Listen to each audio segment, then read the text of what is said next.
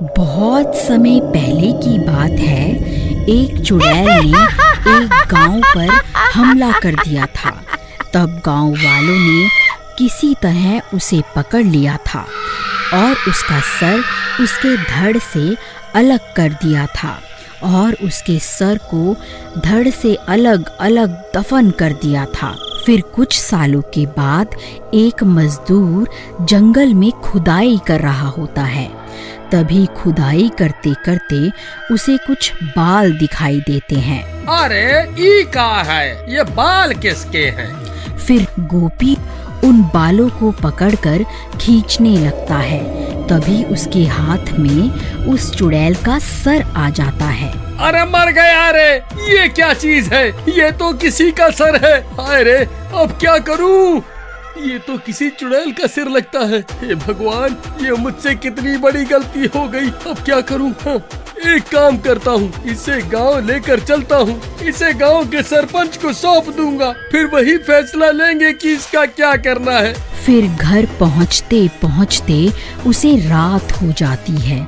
फिर वह उस सिर को खिड़की के पास रखकर सोने चला जाता है।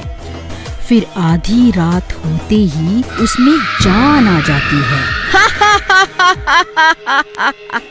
आखिरकार मैं आजाद हो ही गई।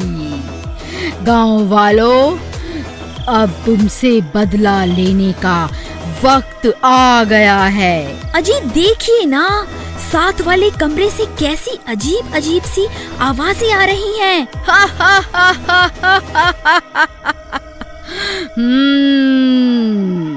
अरे मर गए रे! कहीं उस सिर में जान तो नहीं आ गई? अजी आप किस सिर की बात कर रहे हो जी? आज जब मैं जंगल में खुदाई कर रहा था तब मुझे एक सिर मिला था। मैं उसे घर ले आया, सोचा था सरपंच को सौंप दूंगा, लेकिन रात हो गई तो इसे घर पर ही रख लिया। अरे नास मिटे, चुड़ैल का सर घर पे क्यों ले आया? हे भगवान, अब क्या होगा? तभी वह सिर उनके कमरे में आ जाता है। अच्छा, तो तू ही है जिसने मुझे आजाद करवाया है। हाँ जी चुड़ैल जी, मैंने ही आपको जमीन से बाहर निकाला था। कृपा करके हमें छोड़ दो। ठीक है, तेरी वजह से ही मैं आजाद हुई हूँ, इसलिए तुझे छोड़ रही हूँ। लेकिन उससे पहले तुझे मेरा एक काम करना होगा। तुझे वापस उसी जगह पर जाकर मेरा धड़ भी खोद कर निकालना होगा। अरे मर गए रे, अब क्या करूं? नहीं नहीं चुड़ैल जी, मैं ऐसा नहीं कर सकता। तो फिर ठीक है, मरने के लिए तैयार हो जा। मैं सबसे पहले तेरी पत्नी का सिर खाऊंगी, फिर इसके धड़ पर अपना सर जोड़ूंगी। अरे मर गई रे! नहीं नहीं चुड़ैल जी, कृपा करके रुक जाओ। अजी जल्दी जंगल जाओ और इस चुड़ैल का धड़ खोद कर इसे दे दो, नहीं तो ये मेरी जान ले लेगी। नहीं नहीं चुड़ैल जी, आप ऐसा मत करिए। मैं अभी आपके साथ चलता हूँ और आपको आपका धड़ ढूंढ कर देता हूँ। फिर वह कटा हुआ सिर और गोपी आधी रात को जंगल की ओर चल देती हैं। फिर उसी जगह पहुंचकर धड़ की तलाश शुरू कर देता है। वह बहुत देर तक खुदाई करता है। फिर उसे वह धड़ भी मिल जाता है। चुड़ैल अपना धड़ देखकर खुश हो जाती है। तभी गोपी वहां से भाग जाता है। फिर वह कटा हुआ सर उस गड्ढे में चला जाता है और देखते ही देखते पूरी की पूरी चुड़ैल गड्ढे से बाहर निकल आती है।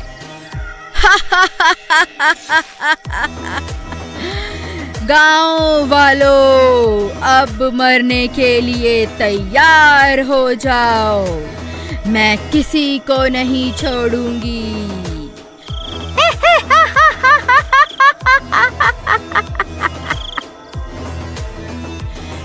गोपी भागता भागता सीधा सरपंच के घर पहुंच जाता है। अरे सरपंच जी, दरवाजा खोलो, अनर्थ हो गया है, वह सिरकटी चुड़ैल वापस आ गई है। फिर सरपंच अपने घर से बाहर आता है। फिर गोपी उसे सारी बात बताता है। हे भगवान, ये क्या अनर्थ हो गया? हमने उस चुड़ैल के 2 टुकड़े किए थे, अब वह बदला लेने के लिए वापस जरूर आएगी। हमें अभी कुछ ना कुछ करना होगा। तभी वह चुड़ैल जंगल से निकलकर वापस गांव में आ जाती है। ए गांव वालों, कहाँ छुप कर बैठे हो? तुम लोगों ने किस तरह मेरे 2 टुकड़े किए थे? अब बदला लेने का समय आ गया है। सब गांव वाले छुप छुप कर उसे देखते रहते हैं और वह चुड़ैल अपने शिकार की तलाश में गांव की गलियों में घूमती रहती है। सरपंच जी, वह देखिए, वह चुड़ैल गांव वालों की तलाश में इधर उधर घूम रही है। अगर कोई गांव वाला इसे मिल गया तो ये उसका सिर धड़ से अलग कर देगी। भाई, किसी के पास कोई तरकीब है तो बताओ, वरना सुबह होने तक कोई नहीं बचेगा। सरपंच जी, मेरे पास एक तरकीब है। हम इस चुड़ैल को उस पुराने घर में कैद कर सकते हैं। मैं इस चुड़ैल का भोजन बनकर उस घर में जाता हूँ, ये मेरा शिकार करने वहाँ जरूर आएगी। फिर इतना बोलकर भीमा भागकर उस घर के बाहर पहुँच जाता है और उस चुड़ैल को पुकारने लगता है। ए चुड़ैल, देख, तेरा काल यहाँ खड़ा है। मैंने ही तेरे 2 टुकड़े किए थे, इतनी जल्दी भूल गई क्या? अच्छा हुआ जो तू खुद मेरे सामने आ गया। मुझे कब से तेरी तलाश थी। रुक, तुझे अभी बताती हूँ।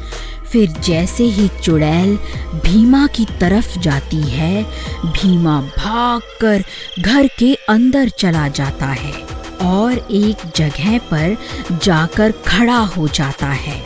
उस घर की छत पर गोपी और शिवा पहले से मौजूद होते हैं। भीमा भाई, तुम घबराओ मत। जैसे ही चुड़ैल तुम्हारे करीब आएगी, हम तुम्हें ऊपर खींच लेंगे। फिर चुड़ैल भी भीमा का पीछा करते करते उस घर में घुस जाती है। अब मुझसे बचकर कहाँ जाएगा मूर्ख। फिर जैसे ही वह चुड़ैल भीमा पर हमला करती है, तभी गोपी रस्सी को नीचे फेंक देता है और भीमा उस रस्सी के सहारे घर की छत पर चढ़ जाता है।